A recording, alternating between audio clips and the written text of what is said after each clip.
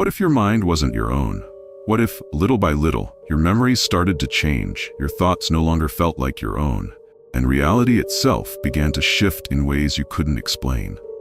This is the story of a man who thought he was losing his mind until he realized the truth was far, far worse. It started small. Ethan moved into a quiet apartment on the outskirts of town, looking for a fresh start.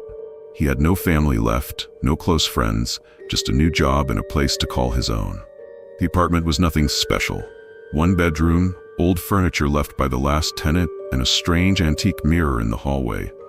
At first, everything was fine, normal. But then little things started happening. Objects weren't where he left them. His keys, always on the counter, would be in his jacket pocket. His TV would be on when he swore he turned it off. The bathroom light flickered, but only when he looked directly at it. It's just my imagination, he told himself, just adjusting to the new place. But then came the notes. Sticky notes appeared on his fridge, written in his own handwriting. Don't forget to lock the door. You left the stove on. Check the mirror. That last one made him pause. Check the mirror? He turned to the antique hallway mirror, his own reflection staring back. Nothing seemed off. But as he walked away, his reflection didn't turn away immediately. The days blurred together. Ethan felt exhausted all the time, like he wasn't getting enough sleep. Strange things kept happening. A door he never used was suddenly unlocked. His phone had messages he didn't remember sending. And the mirror was wrong. Sometimes when he passed by, he could swear he saw something, just a flicker. A shadow moving in the reflection that wasn't there in the room. Then, one night, he woke up to find himself standing in the hallway, staring at the mirror. His breath caught. He didn't remember getting up. He didn't remember walking there. But there he was, barefoot on the cold wooden floor, heart pounding. And his reflection? It smiled. He stumbled backward, crashing into the wall. But in the mirror, his reflection remained perfectly still. And then, without moving its lips, it whispered, "You're waking up." Ethan refused to look at the mirror after that. He covered it with a bedsheet, but that didn't stop the feeling of being watched. He started recording himself at night, convinced he was sleepwalking. The first night, the footage showed nothing. The second night, the camera glitched at exactly 3:15 a.m. The third night, he saw himself, standing in front of the mirror, not sleepwalking, just standing there, perfectly still, for hours. And then in the footage, at exactly 3:15 a.m., something changed. The covered mirror, without anyone touching it, shifted. The sheet ripped to the floor, and his reflection waved. Panic took over. Ethan grabbed his things, ready to leave. He didn't care about the apartment, the job, he just needed to get out. But as he reached for the doorknob, he heard it. A voice, his own voice. "You can't leave." He froze. The sound came from behind him. Slowly, he turned toward the mirror. The sheet was gone, and his reflection, his other self, was standing there. But it wasn't just copying him anymore. It was different, twisted. Its head tilted at an unnatural angle, eyes gleaming with something dark, something unnatural. "You've been asleep too long," it whispered. Then it stepped forward. Ethan stumbled back, except his reflection wasn't mimicking him anymore. It was moving on its own.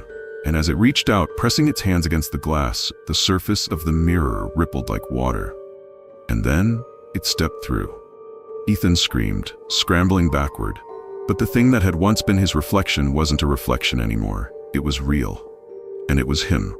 Except, Ethan couldn't move. He tried to raise his hands, to turn, to run, but he was frozen.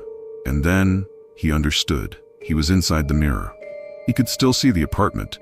He could still see himself, his body, his voice, his movements, walking around like normal. Except it wasn't him anymore. The thing looked at its hands, then at the real Ethan. And it smiled. Finally. Then it turned away, walking out of the room, leaving Ethan trapped inside the glass, his silent screams unheard. And on the other side of the mirror, his reflection disappeared. Because now, Ethan was the reflection. Have you ever looked in the mirror and felt something was off? Like your reflection might move just a second too late? Or maybe it's watching you when you're not looking? Maybe it's waiting for the perfect moment, waiting to switch places. Have you ever had a neighbor you never really noticed until something felt off? This is the story of Daniel, who lived in a quiet apartment complex where everyone kept to themselves. But when he finally paid attention to the man living next door, he realized the truth was far worse than anything he could have imagined. Daniel had lived in the same apartment for 2 years. It was nothing special, a decent-sized one-bedroom in a quiet building. He barely knew his neighbors. Most people were just faces in the hallway, exchanging the occasional nod or awkward smile. But there was one neighbor he never really noticed until recently. Apartment 209. It was right across from his own unit, but Daniel couldn't remember ever seeing who lived there. No packages outside, no noise coming from inside, and the mailbox was always empty. Then one day, he saw him. A man stood at the door of 209, holding a grocery bag. Middle-aged, average height, gray sweater. The odd thing, he wasn't unlocking the door. He was just standing there. Daniel hesitated. "Hey, you live there?" The man didn't respond.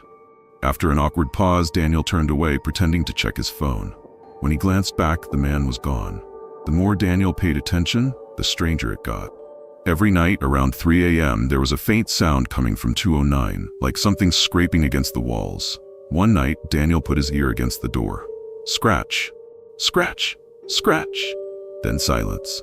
Then, from the other side, 3 slow knocks. Daniel's breath caught in his throat. He stepped back, waiting for someone to open the door. Nothing. The next morning, he asked the building manager about 209. "Oh, that apartment?" The manager frowned. "That unit's been empty for months. The last tenant disappeared. We haven't rented it out since." Daniel's stomach dropped. Then who did I see? That night, Daniel couldn't sleep. He lay in bed. Every sound amplified, the wind outside, the hum of the fridge, and then scratch, scratch, scratch. The noise was louder now, closer. Daniel sat up, heart pounding. Then he heard something worse, the click of a door unlocking. He rushed to his peephole and froze. The door to 209 was wide open. Inside, the apartment was completely dark, and in that darkness stood the man. Not moving, not blinking, just watching through the crack of the door. Daniel stepped back. He reached for his phone to call the police, but then his doorknob turned. A soft whisper came from the other side. "Let me in." Daniel stumbled backward, grabbing his keys. He had to get out, but the moment he turned, the man was inside his apartment, not outside. Inside. Daniel screamed. He lunged for the front door, but as he grabbed the handle, everything went black. Daniel woke up in a different room, cold, silent. His body felt wrong. Slowly he sat up. His apartment looked different, older, and then he heard it, a knock. He turned to his door. Through the peephole, he saw someone standing outside, a young man holding a grocery bag. The man hesitated, then said, "Hey, you live there?" Daniel's breath caught because he knew what would happen next, because he wasn't Daniel anymore. He was in apartment 209. Sometimes we don't notice the people around us until it's too late, because in some places, someone is always waiting for their turn. Maybe it's better not to knock on the wrong door.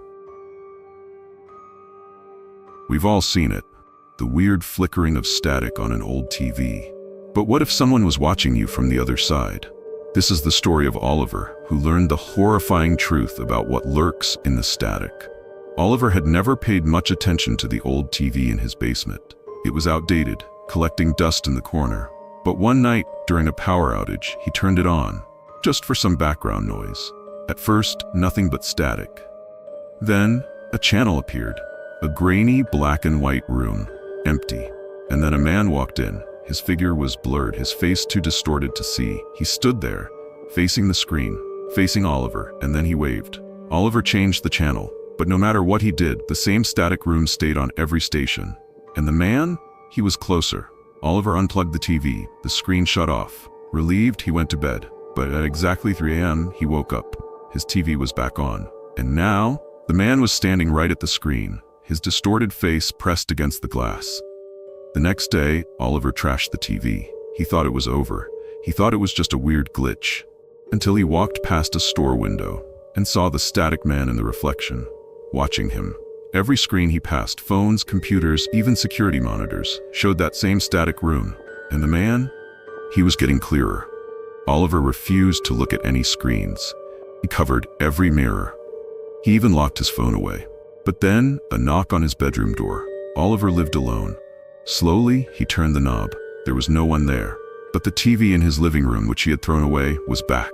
And on the screen, a live feed of Oliver, standing at his door. Behind him was the man, smiling. Oliver didn't scream, he didn't run, because suddenly he was inside the screen. He looked around, cold, empty, the static room. He turned and saw his old living room, saw his body, saw himself, except it wasn't him anymore. The man inside his body turned to the screen and waved. And then he turned the TV off. We always think we're the ones watching, but sometimes something on the other side is watching us. And if you see static where there shouldn't be, it might already be too late.